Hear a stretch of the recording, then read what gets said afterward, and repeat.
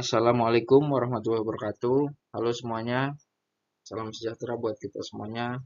Kali ini saya akan memberikan sedikit penjelasan tentang kisi-kisi yang harus kalian pelajari pada ujian sumatif akhir semester ganjil atau semester 1 untuk mata pelajaran PKN kelas 7 tahun ajaran 2025-2026 kurikulum merdeka.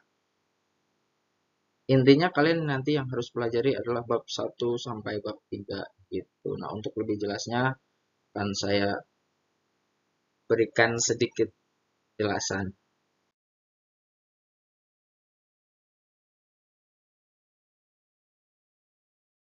yang harus kalian fokuskan untuk pelajari gitu. Yaitu ada bab 1, sejarah kelahiran Pancasila. Yang pertama yang perlu kalian pelajari adalah tentang lambang negara Indonesia, yaitu lambang Pancasila. Lambang tersebut terinspirasi dari tokoh kisah pewayangan, yaitu Dewa Garuda. Mana kalau kalian lihat tuh gambaran ilustrasi Dewa Garuda tuh kayak badannya manusia terus punya sayap, kepalanya burung kayak gitu. Kisah tersebut juga terinspirasi dari burung elang atau Raja Wali yang ada di Indonesia yang melambangkan ya gagahan terus kebaikan. Kan intinya Dewa Garuda tuh dulu dijadikan tunggangan Dewa Wisnu untuk melawan kejahatan. Kemudian yang mengusulkan lambang Garuda Pancasila adalah Sultan Hamid II yang akhirnya kemudian disetujui oleh Presiden Soekarno pada tahun 1990. Berikutnya yang kalian perlu pelajari dan ingat adalah lambang-lambang sila dalam Pancasila. Cuma udah inilah kalian pernah tahu di SD gitu.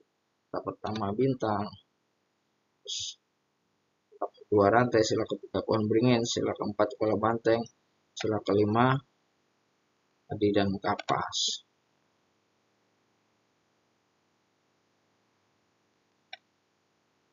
Ini ya, pokoknya.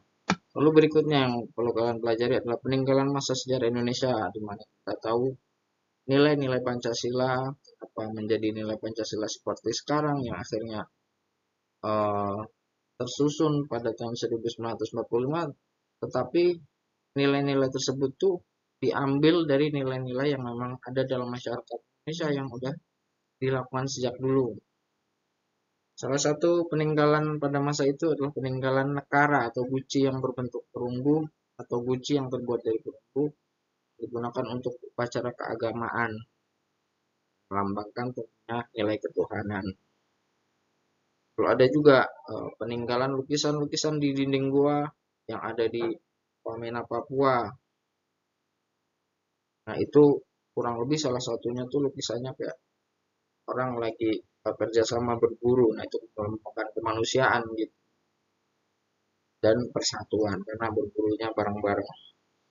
Lalu sila keempat dan kelimanya dari peninggalan prasasti kerajaan zaman dahulu, jadi batu yang bertuliskan tulisan kuno jelaskan bahwa masyarakat sejak dulu sudah melakukan musyawarah dan pelaksanaan keadilan.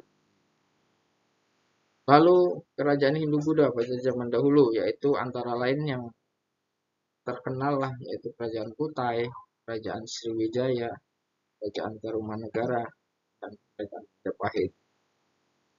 Dan peninggalan pada masa kerajaan Hindu-Buddha adalah bangunan candi. Salah satu contohnya adalah Candi Borobudur yang di Magelang, Jawa Tengah, dan Candi Prambanan yang ada di Yogyakarta. Lalu berikutnya yang perlu kita pelajari adalah mengenai BPUPK atau Badan Penyelidik Usaha-Usaha Persiapan Kemerdekaan. Atau biasa juga disebut BPUPKI. Artinya itu adalah lembaga yang dibuat oleh Jepang untuk masyarakat Indonesia untuk persiapkan apa-apa saja yang dibutuhkan untuk Indonesia menjadi negara merdeka. Nah, sebelumnya saya jelaskan bahwa kekejaman pada masa penjajahan Jepang itu kan ada pemuda dijadikan romusa, pekerja paksa, kemudian perempuannya atau gadis-gadisnya dijadikan dukun ianfu, wanita penghibur, lalu hasil panen dirampas paksa. Tetapi kok menyetujui pembentukan BPUPK. Nah, ternyata pada saat itu Jepang sedang terdesak di Perang Dunia Kedua, jadi ingin menarik simpati bangsa Indonesia agar mau membantu Jepang perang melawan sekutu. BPUPK tersebut diketuai oleh Rajiman Widodiningrat dengan ketuanya Panji Suroso dan Ichiban Ase Yoshio. Dengan anggotanya berjumlah 69 orang. Lalu BPUPK melaksanakan sidang 2 kali. Sidang pertama pada 29 Mei sampai 1 Juni 1945. Sidang kedua 10 sampai 17 Juli 1945. Sidang pertama membahasnya rumusan dasar negara yang nantinya jadi Pancasila. Sidang kedua membahasnya hukum dasar negara yang nantinya jadi UUD 1945, baik pembukaannya maupun isi pasal-pasalnya. Lalu yang mengusulkan rumusan dasar negara pada sidang BPUPK pertama ada 3 orang, yaitu Muhammad Yamin, Supomo, dan Insinyur Soekarno. Nah, tanggal 29 Mei Muhammad Yamin ngusulin tuh dasar negara kita begini nih, kurang lebih peri kebangsaan, peri kemanusiaan, peri ketuhanan, peri kerakyatan, dan kesejahteraan sosial. Lalu 2 hari berikutnya Supomo mengusulkan ada 5 juga, yaitu persatuan, kekeluargaan, seimbang lahir dan batin, musyawarah, dan keadilan rakyat. Baru di hari terakhir yaitu 1 Juni 1945 Soekarno juga mengusulkan 5 juga, ada kebangsaan Indonesia, internasionalisme atau peri kemanusiaan, mufakat atau demokrasi, kesejahteraan sosial, dan ketuhanan yang Maha Esa. Dan di hari itu juga Insinyur Soekarno mengusulkan nantinya kalau udah jadi dasar negara kita dinamakan Pancasila, yang berarti ya 5 asas atau 5 dasar. Lalu disetujui oleh seluruh peserta sidang. Jadi naskah Pancasilanya belum jadi fix kayak sekarang, tapi nama Pancasilanya udah disetujui kayak gitu. Lalu usulan dari 3 tokoh tersebut kemudian disidangkan atau dirapatkan untuk disusun menjadi kalimat yang lebih bagus dan yang lebih mewakili bangsa Indonesia gitu, oleh panitia 9. Antara lain ada Insinyur Soekarno, Muhammad Hatta, A.A. Maramis, Muhammad Yamin, Ahmad Subarjo, Habib Kusno, Cokro Sujoso, Abdul Kahar Muzakir, Haji Agus Salim, dan Kiai Haji Wahid Hashim. Lalu panitia 9 tersebut di 22 Juni 1945 menghasilkan naskah Piagam Jakarta. Ya, isinya mirip-mirip pembukaan UUD 45, cuma bedanya terletak di sila pertamanya. Bunyinya masih ketuhanan dengan kewajiban menjalankan syariat Islam bagi pemeluk. Itu 22 Juni. Lalu kan di 18 Agustus diganti tuh, pas pengesahan Pancasila dan UUD diganti kalimatnya, karena biar mewakili seluruh bangsa Indonesia akhirnya diganti menjadi ketuhanan yang Maha Esa. Lalu masa penjajahan. Negara-negara yang pernah menjajah Indonesia antara lain ada Portugis, Spanyol, Prancis, Inggris, Belanda, dan Jepang. Dan yang paling lama menjajah Indonesia adalah Belanda. Tapi karena kita ngejelasinnya tentang rumusan Pancasila tentang BPUPK adanya di masa penjajahan Jepang. Itu Jepang pada saat itu yaitu di tahun-tahun 1941, 1942 lagi overpower lah, lagi op-opnya gitu, lagi hebat-hebatnya, maka kan sempat ngalahin atau ngeledakin pangkalan militer Amerika juga di lautan Australia gitu. Dia ingin memperluas jajahannya hingga datang ke Indonesia pada Desember 1941. Lalu cuma butuh 2 bulan lebih bisa menaklukkan Indonesia, yaitu mengalahkan Belanda. Ya, akhirnya Belanda menyerah pada 8 Maret 1942 melalui perjanjian Kalijati yang ada atau yang dilaksanakan di Subang, Jawa Barat. Lalu pada masa penjajahan dulu banyak pahlawan-pahlawan yang berjuang melawan jajah, tentunya dengan senjata seadanya gitu, dan perlawanannya masih bersifat kedaerahan, artinya ya perlawanan di Aceh ya Aceh doang gitu, belum satu secara Nusantara. Contohnya apa ya, Patimura di Maluku, Sisingamangaraja 12 di Sumatera Utara, Cuk Nyadin di Aceh, dan Ketut Jelantik di Bali, ada Pangeran Diponegoro di Jawa dan Jogja, dan sebagainya, masih banyak lagi. Ada juga Tuanku Imam Bonjol kan di Sumatera Barat. Tuh. Nah, seperti yang saya bilang tadi, kekejaman pada penjajahan Jepang, gadis dijadikan Jubun Ianfu atau wanita penghibur, muda dijadikan Romusa atau kerja paksa, tiga hasil panen dirampas, yang keempat penjara yang tidak manusiawi. Nah, salah satu contoh peninggalan penjara yang tidak manusiawi di zaman Jepang ada di Semarang, yaitu di bangunan Lawang Sewu, tepatnya di bagian penjara bawah tanahnya tuh. Jadi penjaranya cuma muat buat berdiri satu orang doang, terus bawahnya ada aliran air, terus kakinya dirantai, kasih pemberat besi, siangnya disuruh kerja, kadang dikasih makan, kadang enggak, disiksa juga lah, pokoknya kayak gitulah. Lalu yang keempat, di masa kebangkitan nasional. Kebangkitan nasional ditandai dengan adanya perjuangan Indonesia yang berubah. Tadinya menggunakan perjuangan atau perlawanan fisik dan masih bersifat kedaerahan. Jadi yang saya bilang tadi, yang di Jawa perlawanan yang lawan ya orang Jawa doang, di Aceh Aceh doang gitu. Nah, di awal-awal abad ke-20 melalui gerakan politik atau organisasi politik. Yang pertama, yang akhirnya menjadi tonggak sejarah, yang akhirnya menjadi masa kebangkitan nasional, yaitu berdirinya organisasi Budi Utomo pada 20 Mei 1908. Yang mempunyai idenya atau yang memprakarsai adalah Dr. Wahidin Sudirohusodo. Lalu ketuanya adalah Dr. Sutomo. Nah itu makanya tiap tanggal 20 Mei kita selalu peringati sebagai Hari Kebangkitan Nasional.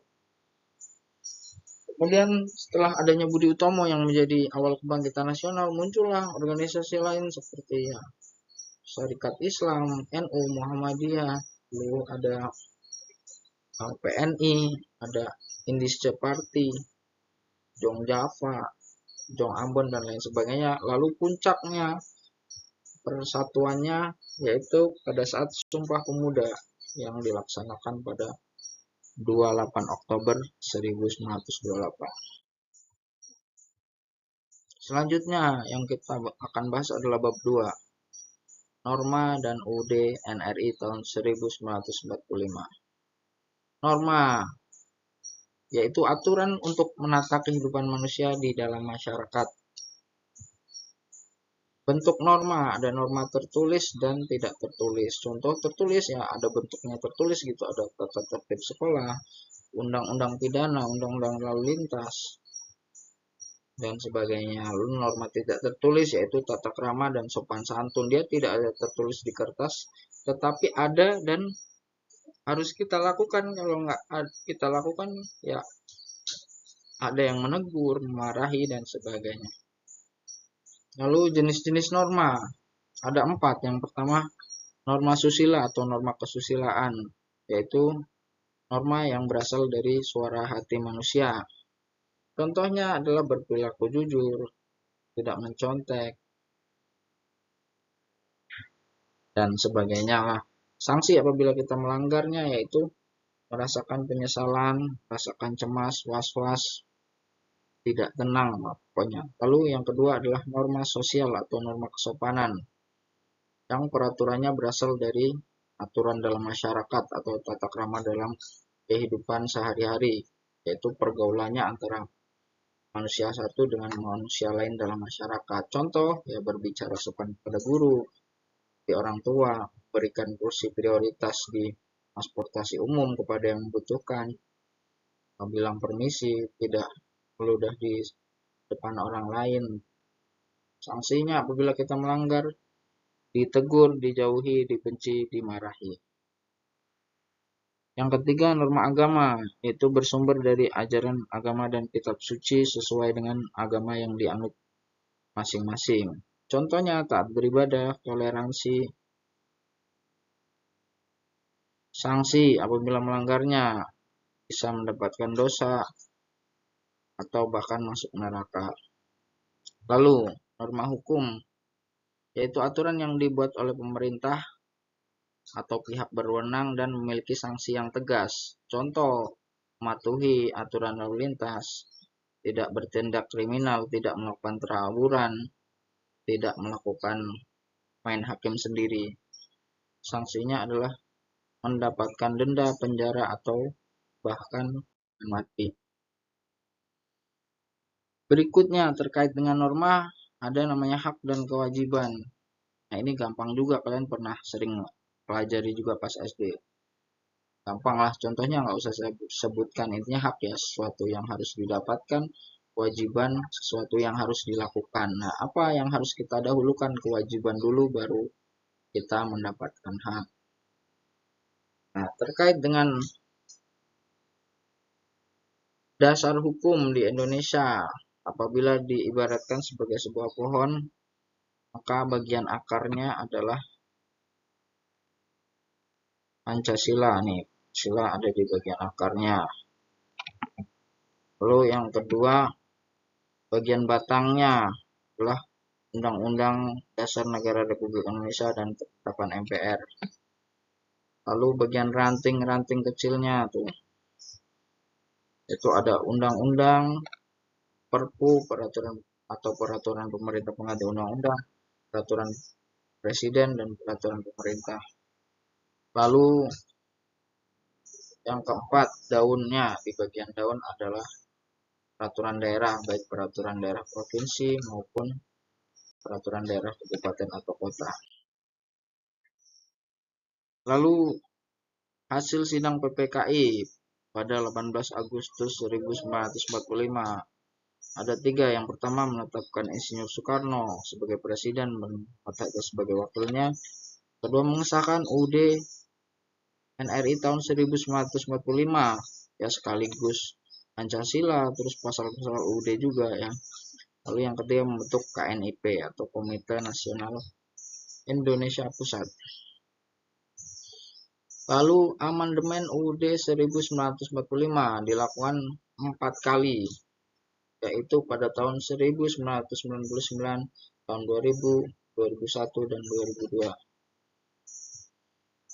Lalu lembaga yang berwenang melakukan amandemen, yaitu MPR atau Majelis Permusyawaratan Rakyat. Kita udah jelasin juga tuh di bab sebelumnya 4 kali amandemen. Yang pertama di tahun 1999, yaitu tentang membatasi masa jabatan presiden menjadi 2 periode atau 10 tahun. Lalu yang kedua, yaitu bahwa presiden dan wakil presiden dipilih oleh rakyat. Lalu yang ketiga, DPR dipilih langsung oleh rakyat. Lalu yang keempat, amandemennya salah satunya berisi dana pendidikan minimal 20% dari total anggaran negara. Bab 3, Kesatuan Indonesia dan karakteristik daerah. Wilayah negara Indonesia. Terkait dengan hal tersebut, salah satu sejarahnya ada namanya Sumpah Palapa, yaitu sumpah yang dilakukan oleh Panglima Perang Majapahit bernama Gajah Mada untuk menyatukan wilayah Nusantara di bawah kerajaan Majapahit. Artinya ya, sumpahnya saya tidak akan makan buah palapa sebelum bisa berhasil menyatukan Nusantara. Nah, buah palapa artinya apa ya? Artinya kesenangan dunia, hura-hura, banyakkan tidur, banyakkan bersenang-senang, makan enak. Nah, itu maksudnya seperti itu. Intinya dia tidak akan bersenang-senang dulu, tidak akan banyak istirahat dulu sebelum berhasil menaklukkan atau menyatukan wilayah Nusantara menjadi bagian kerajaan Majapahit. Lalu terkait dengan wilayah negara Indonesia juga dibahas dalam sidang PPUPK kedua, di mana ada perbedaan pendapat terkait mana wilayah-wilayah yang akan diajak menjadi Indonesia, hingga akhirnya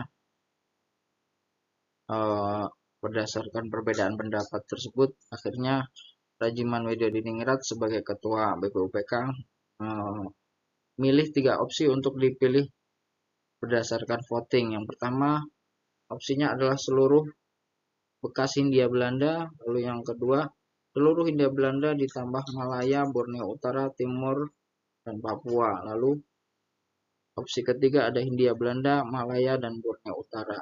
Lalu yang mendapat suara terbanyak adalah opsi kedua, yaitu Hindia Belanda, Malaya, Borneo Utara, Timur, dan Papua. Namun ternyata Malaya dan Borneo Utara tidak mau bergabung. Jadi memang dari awal ya, dari sejarahnya belum pernah bergabung ke Indonesia.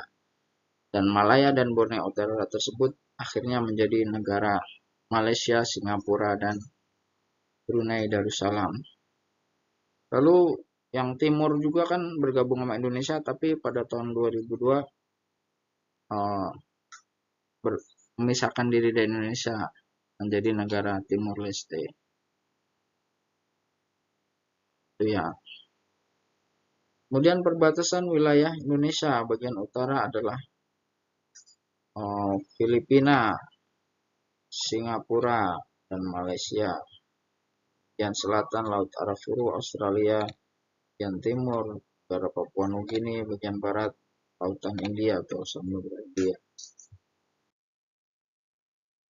Lalu negara kesatuan. Terkait dengan bentuk negara Indonesia, yaitu negara kesatuan dijelaskan pada UUD NRI tahun 1945 pasal 1 ayat 1 yang berbunyi, negara Indonesia ialah negara kesatuan yang berbentuk republik.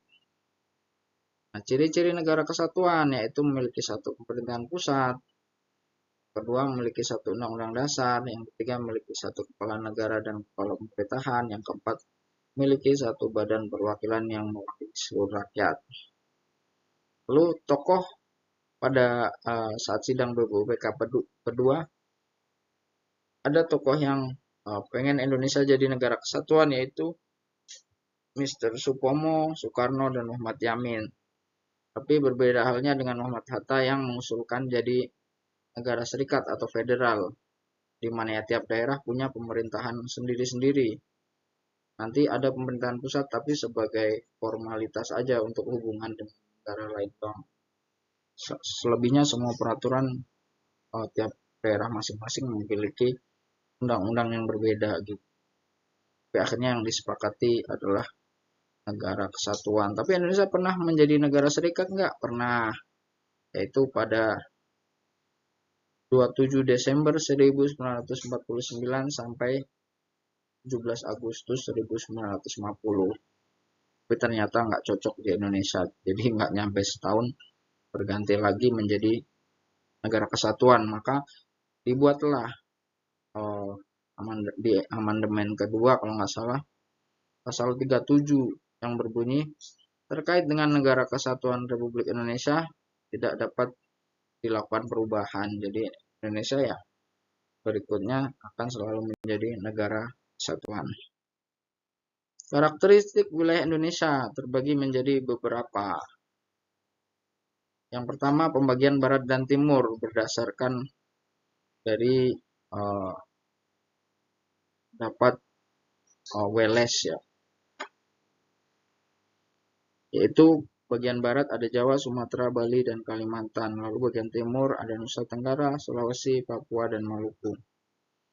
Lalu ada darat dan kepulauan. Darat itu maksudnya pulau besar yang terbagi menjadi beberapa daerah. Misal di Pulau Sumatera itu terbagi menjadi beberapa provinsi. Itu ada provinsi Aceh, Sumatera Utara, Sumatera Barat, Sumatera Selatan, Lampung, nah gitu. Nah, sementara kalau kepulauan adalah satu daerah atau satu provinsi terdiri dari kumpulan pulau kecil seperti ya Provinsi Bangka Belitung, terus Maluku, dan masih banyak lagi lah. Kepulauan Riau, Provinsi Kepulauan Riau juga tuh. Lalu perkotaan dan perdesaan. Kotaan yaitu wilayah padat penduduk dan banyak kegiatan industri. Industri itu apa ya? Banyak pabrik-pabrik, perusahaan, dan perkantoran. Kalau pedesaan kurang padat penduduk dan banyak aktivitas pertanian atau perkebunan. Lalu wilayah terpencil dan terluar. Kalau terpencil itu daerah yang jauh dan susah untuk akses transportasi maupun komunikasi. Kalau daerah terluar adalah daerah yang dekat dengan perbatasan antar negara. Kemudian ini jangan sampai lupa juga bahwa jumlah provinsi di Indonesia sekarang ada 38 provinsi. Ya, jangan sampai lupa.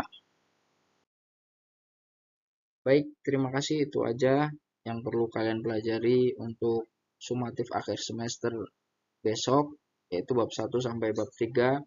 Jangan lupa untuk belajar, berdoa, dan kerjakan dengan sejujur-jujurnya. Terima kasih.